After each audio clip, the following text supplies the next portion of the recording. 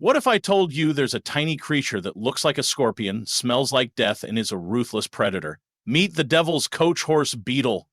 Found in Europe and parts of North America, this fierce insect uses its powerful mandibles to tear apart prey like insects, worms, and even small amphibians. But its real superpower, a nasty defense mechanism. When threatened, it raises its tail like a scorpion, not to sting, but to release a foul-smelling chemical that repels predators. Despite its terrifying look, it's harmless to humans unless you try to handle it. Those jaws pack a punch.